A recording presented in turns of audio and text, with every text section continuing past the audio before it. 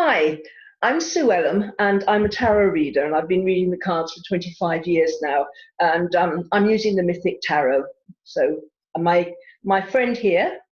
Hi, I'm Carrie Beleno, and I am an intuitive Reiki master for 20 plus years, and I tap into the messages and energy around the question and the cards that Sue pulls. Yeah. So Carrie and I decided to collaborate across the pond. We've been wanting to work together for a little while now, and this opportunity just kind of presented itself. So we answer your questions. You know, if you want to ask us any questions that you have a query about, then we'll see what the cards say and what Carrie says as well. So different perspectives. So anyway, Carrie, you have the questions, so it's over to you. And you can certainly contact me individually or just post the question in the comments. All right, here we go. This is a question, I mean, it's all over the world, but it's particularly poignant right now in the United States. How do we support justice, and in this sense, in particular, racial justice, without protesting? Yeah.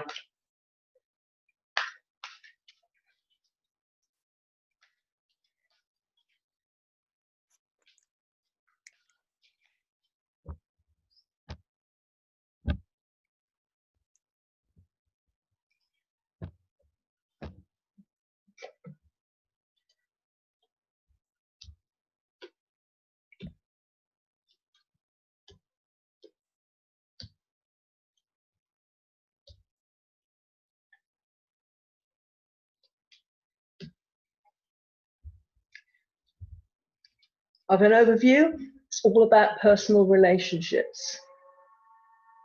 Here we have the beginning of new relationships, and how we can support justice is by meeting people and making friends with people who are different creeds, different colors, different religions, and getting to know them on a personal level. So these are people coming into our lives that we don't know. We might not meet in the general scheme of things, and getting to know them, talking to them, understanding what their culture is, and telling them about our culture. And it's all about communication with individuals, not en masse, but individuals.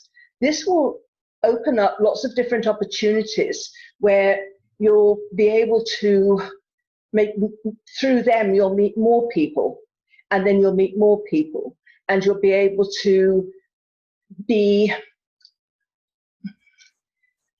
spread your ideas, and they can spread their ideas. The important thing is to be open to other people's points of view, other people's cultures, even if to you it just doesn't make sense, and it's not your belief system. You have to be open-minded. It's really, really important not to fall into fear and anxiety and any guilts and worries you've had from the past. Maybe something you've said or done which you're ashamed of, you know, in this kind of context. Maybe something you said was kind of racially motivated, or it appeared that way and you didn't really mean it that way. But just wipe the slate clean, because we so often look back, and we look back 5-10 years, and we beat ourselves up about things we might have said or done, or things that were done to us. But we're changing every minute, and we are no longer the person that we were those years ago. The other person that might have transgressed against us, if you want to call it that, they're not the same person that they were. And you might meet up now and really get on very well. So don't let fear and anxiety about things being overwhelming, that everything's going to blow up. There's going to be fighting in the streets and all this. Don't let this take hold, because it will. We attract what we think about. Don't give it energy. Look at the personal relationships, and that's really the important thing. What's just popped into my mind was a year or so ago when there was a music event, and it was Arabs and Jews and Palestinians. They all came together and they were all singing together. And their governments are they are kind of putting forward this mass kind of hatred amongst them, but the ordinary people don't hate each other. It's just the governments and their agendas, and maybe there's oil on the land, or you never know what's motivation, but it's all about personal relationships, as I keep repeating myself. Then if you don't get tied into the fears and anxieties, don't read the press, don't buy in to what we're being fed, because we don't know the truth of it. We don't know why people are saying that. We don't know what's in people's hearts. We can only tell what's in our own heart. And because if we can manage to go this path of personal relationships, between people that are being brought up very differently from ourselves, then we're going to know exactly where we're going. There's going to be a lot of excitement. We're going to really know our road and have greater understanding, because when all's said and done, we're all human beings. And there was a lady that had a stroke. Was it Jill Bolt Taylor, I think? She wrote a book about it. But one thing she said was that she was going from her, say, logical mind into a subconscious mind. I can't remember the term she used, but she said the thing that came across really was we were like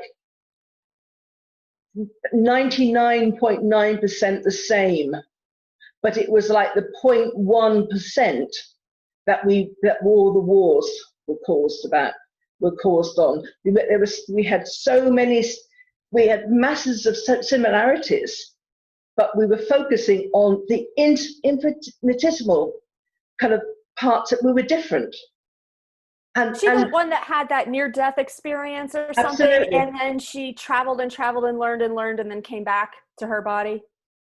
No, well, I suppose she did, but she was actually a neuroscientist. Yes, I read her book. Yes, I know. Yeah. Yep. And it was just incredible. And it was all about how similar we all are, but we focus on the differences. So yes. we need to change it, because the government, I hate to say this, but we get the governments we deserve, and the governments that that bring up either the best of us or the worst of us, and each of us have got her shadow sides and things like that.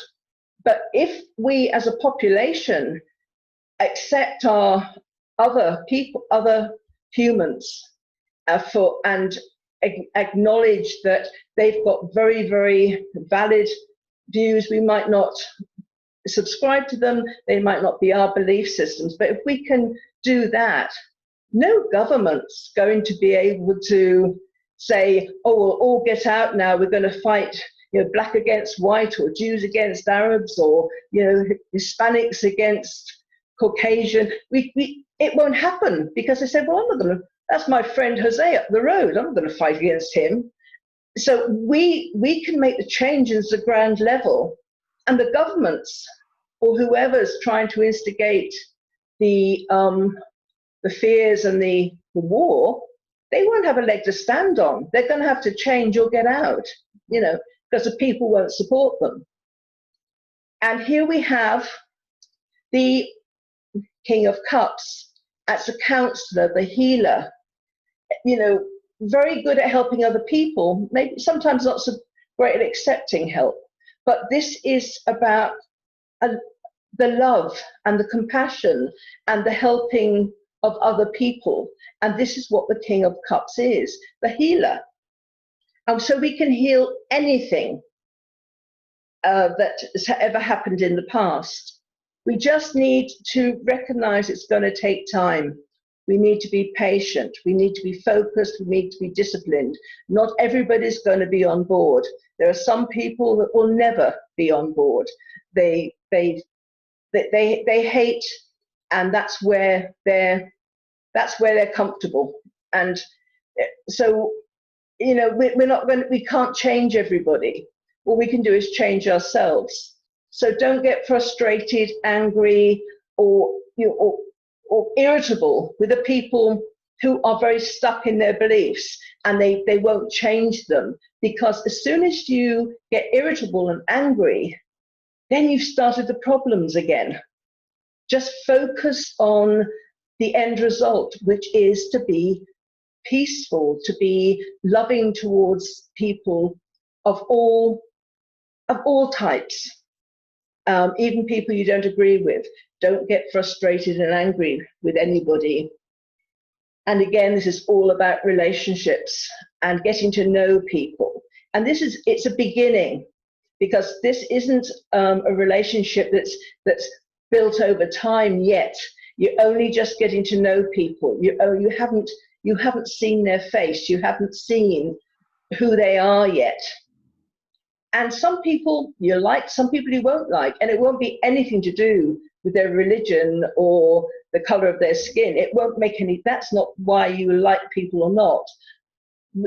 Nobody likes everybody, because we're all very different personalities. And on a personality level, that's fair enough.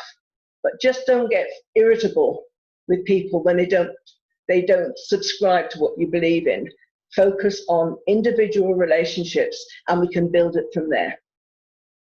Okay. Thank you. Yeah, actually, Jill has a great TED Talk. That's where I saw her, if you want to check that out. So, yeah, I've seen it, yeah. So this climate, this stood out to me. So I've been, if you've been watching my videos at all, you'll see that my daily videos, that I've talked about this transition that we're in. This transition that the pandemic caused, the transition that we are all in by being in these stay-at-home orders, and what this climate that we're doing, it's allowing the transition to happen that that is creating this scenario for us to meet these people that we wouldn't ordinarily meet, or we wouldn't ordinarily reach out to, because we'd be so stuck on the hamster wheel. We would be doing our daily grind, and we would not search for the opportunity necessarily to connect and build these relationships. So the timing of this is really perfect to start building these bridges. You know, no one wants to see death. No one wanted to see the deaths from COVID, and no one certainly wants death for any racially motivated things. But the building bridge opportunity that is happening is really crucial. We have got to build that bridge, and we've got to step onto it. And yes, the way we do it is through those personal relationships. Another theme that I've been talking about for weeks, months actually, on my videos is collaboration. And I talked about it when I launched this collaboration between Sue and I. Collaboration is the name of the game moving forward. We need to rebuild these structures. We need to put our think tanks together, and we do that collaborating. And the cards are saying that these personal relationships are part of this collaboration, and they are crucial to this moving forward. We are all pieces of this giant jigsaw puzzle, and I've said that multiple times. And we all carry our individual piece by what we have lived, by our beliefs, by our how we've created our personalities, and we are all different, and we're supposed to be different so that we can create the whole puzzle. And so we have to be open to everybody's piece. We have to be open to and accepting of everyone. We don't have to like them all. We don't have to like their beliefs. We don't have to follow their beliefs, but we have to accept them and honor their beliefs. And so building these relationships will help us practice doing that. I wish I could say, visit a different church or something, but we don't have visiting available to us at the moment. So reach out to the Facebook friends that might not know, that just happen to be those people. Talk to them, ask what people need, ask what you can do, ask how you can support, and build those bridges together. And you've had a lot of activity on your back wall. Serious activity. Yeah, it's they're hanging around. Yeah. It's interesting, isn't it? Because I've been to America and I've been to Australia, and I, as I said, I live in the UK, and we speak the same language, but we all grew up very differently. Mm-hmm. Completely different cultures, but we're kind of quite accepting about that because we speak the same language. Right. But I've also been to countries where I don't speak the language. But my dad was a diplomat, and he was posted to Rome, and I visited him there, and we were invited along to like a confirmation to an Italian family. And I didn't speak Italian and they didn't speak English, but I was with the children, and it was amazing because I could make myself understood just by waving my arms around and the children was telling me what nose was, and they said, and actually one half of the family were actually deaf as well. So it was the fact that we could make ourselves understood. So it isn't just about language, because language, one person's idea of a word is different to another person, and then offense can be taken and stuff. But when you haven't even got language, you can still make yourself understood. So it doesn't have to be a barrier. Mm-hmm. Nothing needs to be a barrier.